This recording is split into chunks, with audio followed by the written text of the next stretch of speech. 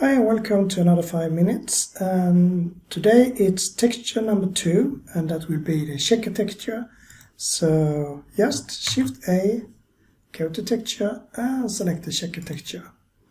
And we can take the UV to the vector and we can take the color to the surface, and then you can see we get the color here. If we use the factor, it of course black and white instead. So the first thing here is then always black and then white and so on. And the scale is correct. You can see it's 5 and we have 5 squares. 1, 2, 3, 4, 5. And that's it when it comes to checker texture. However, you can do a lot more with the checker texture, and that is what I'm going to show you a bit of today. So the color here, it can be just one color in, but it can also be some type of a noise or something else. So you can always see this as a mask. So if I use the brick texture that I showed you yesterday, then I can put that in here and I can just put that to color 1, for instance. And you can see that you get bricks here, and then you can have some other brick here or whatever you want. So you can always mix with more stuff. And it makes this with checker texture really fun, because you can mix checker texture with checker texture. So if I take Shift D to copy, take the UV here and put this into color, nothing happens. But if I start to change this here, you can see that we get different patterns here. So we can do a lot of stuff here. And right now it doesn't look so much. A little bit nice, but not so much nice. And that is because right now, if we should play with this, we should get rid of the scaling that works like this. Now it scales from this point here, and we would like it to scale from the center. So we do some stuff that we have learned in earlier sessions.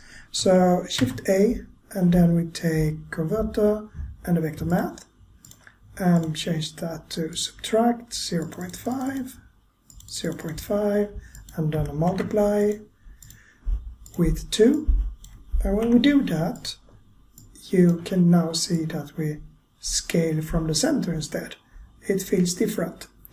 So if we use that also on the next checker and put these to a little bit higher number, you can see that something will happen here that is rather amazing.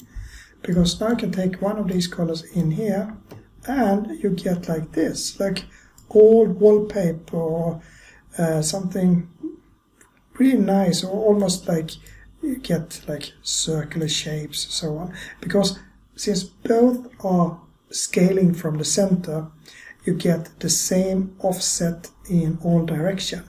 So that means that we can now play with the small offsets amount that comes since we have a small different scale here between this checker and this checker here. So that is a really nice way to do stuff here, but it should be using almost all, not always, but in the most cases we just with 2 colors, because if you go into 3 colors you destroy the illusion, because now it doesn't look good at all. So try to keep it to only 2 colors, or you can get something that feels a little bit off here. So I can just take that back. So now we have 2 colors instead of 3, and we can of course put in whatever color we want to do stuff in this way. So that is a bit how the checker texture works.